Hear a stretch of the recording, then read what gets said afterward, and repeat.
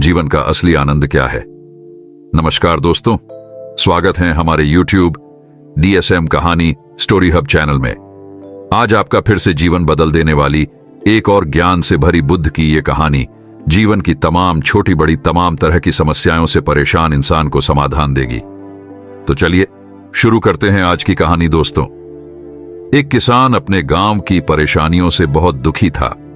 किसी ने उसे अपने दुखों के निवारण के लिए बुद्ध की शरण में जाने को कहा। जो कुछ दिनों के लिए यहां से कुछ दूर एक गांव में आया है, वह निश्चय ही तुम्हारे सब दुखों का निवारण करेगा। यह सुनकर किसान बड़ी इच्छा से बुद्ध की शरण में गया। यह सोचकर कि बुद्ध उसे उसकी समस्याओं, मानसिक पीड़ा, तनाव और दुखों से मुक्ति दिलाएंगे, वह बुद्ध के पास पहुंचा। उसने बुद्ध से कहा कि हे बुद्ध, मैं एक किसान हूं, मुझे खेती करना पसंद है, लेकिन बारिश कभी भी पर्याप्त नहीं होती और मेरी फसलें बर्बाद हो जाती हैं। पिछले साल मेरे पास खाने के लिए कुछ नहीं था और इस साल भी अत्यधिक बारिश के कारण फसल को बहुत नुकसान हुआ।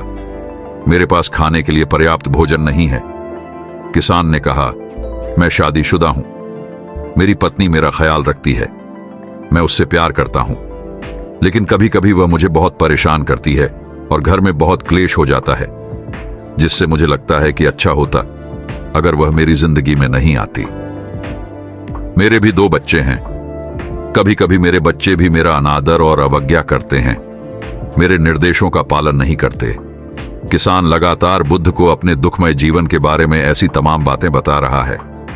बुद्ध उस दुखी किसान की समस्या को ध्यान से सुनते रहे।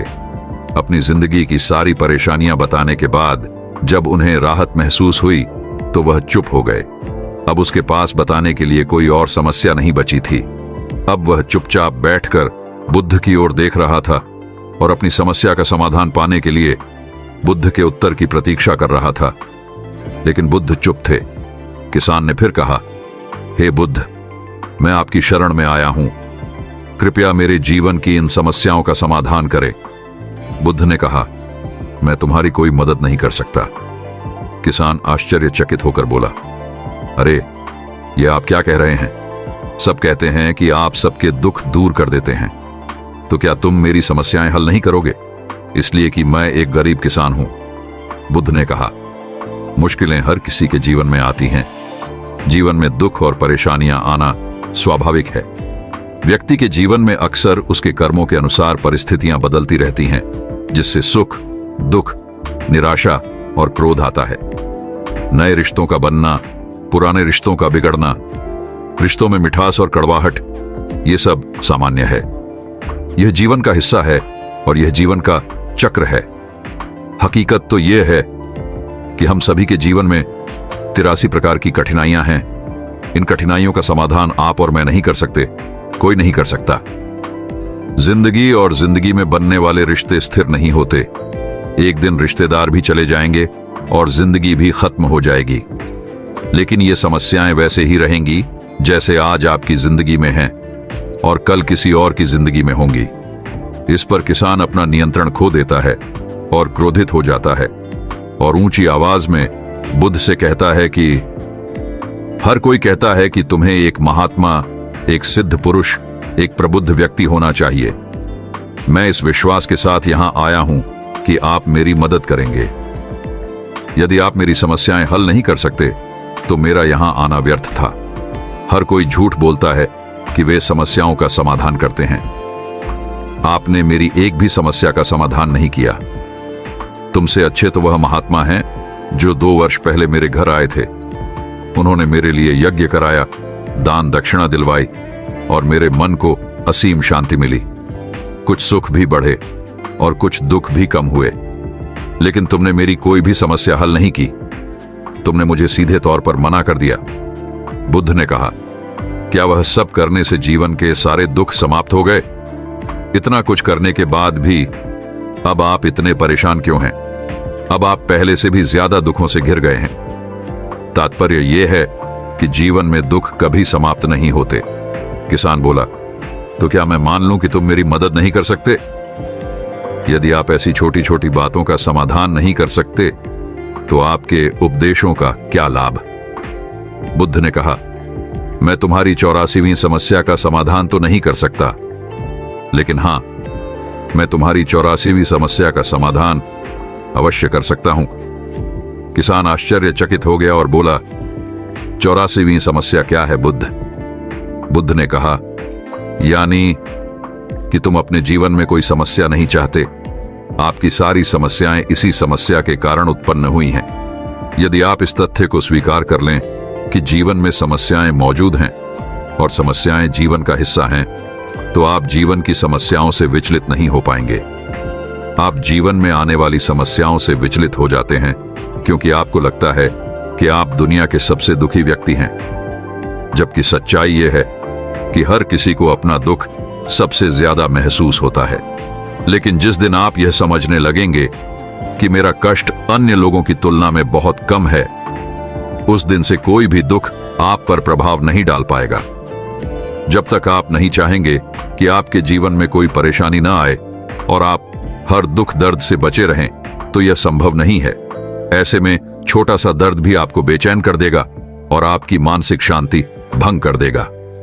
अगर आपके जीवन से परेशानियां पूरी तरह से दूर हो जाएं, अगर आपको हर दिन, हर पल बिना दुख और कठिनाइयों के जीवन जीने को मिलेगा, तो आप ज्यादा दिन तक ऐसा नहीं जी पाएंगे। एक समय आएगा जब आप हर दिन एक ही तरह की जिंदगी जीने से पूरी तरह से तंग आ जाएंगे और ऊब जाएंगे, क्योंकि जीवन में किसी भी चीज की अधिकता जीवन के लिए भयानक समस्याएं पैदा करती है। आरामदायक जीवन जीने से आप मन और शरीर दोनों से विकलांग हो जाएंगे। तो ऐसे जीवन का क्या फायदा जो बाद में आपको नर्क जैसा जीवन जीने पर मजबूर कर दे? जिस तरह खाना खाने का असली आनंद तभी मिलता है जब बहुत भूख लगी हो, और पानी पीने का असली मजा तभी आता है जब बहुत प्यास लगती है, उसी तरह जीवन के तमाम दुखों और परेशानियों को झेलने के बाद ही खुशी का आनंद मिलता है।